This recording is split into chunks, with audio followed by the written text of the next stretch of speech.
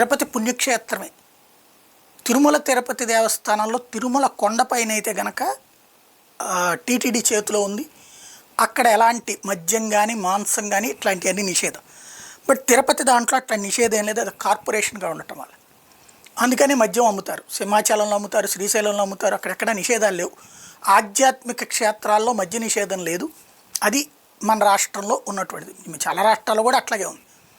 అయితే ఈ మద్యానికి సంబంధించినటువంటి దాంట్లో కీలకమైన పాయింట్ నిన్న బయటపెట్టింది ఏంటంటే తెల్లవారుజామున 4 గంటల నుంచి లేదా రాత్రి పగలు మందు అమ్మేటట్టు బెల్ట్ షాపులు, పర్మిట్ రూములు ఎక్కడ పడితే అక్కడ అమ్ముడవుతుంది. విచ్చలవిడిగా టైంతో సంబంధం లేకుండా సాగుతుంది.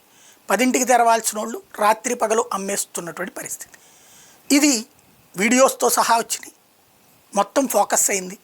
ఇప్పుడైనా దీని మీద ఏమైనా చర్య తీసుకుంటారా లేదా? ఇక్కడే కాదు, రాష్ట్ర వ్యాప్తంగా ప్రతి చోట బెల్ట్ షాపులు విచ్చలవిడిగా సాగుతాయి.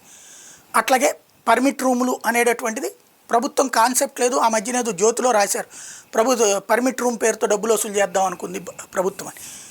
కానీ వీళ్ళు పర్మిట్ రూములు నడిపేస్తున్నారు. బార్లు వాళ్ళు నరసరావుపేట లాంటి చోట్లయితే తాళాలు ఇచ్చిపోయారు, మాకెందుకు పర్మిట్ రూమ్ పెట్టి మళ్ళీ మమ్మల్ని బార్ అంటే ఎవడ రావట్లేదని చెప్పేసి. కానీ జరిగిపోతానే ఉన్నాయి. దీనికి ఏమైనా ముగింపు ఉందంటే ఎక్కడ కనిపించట్లే.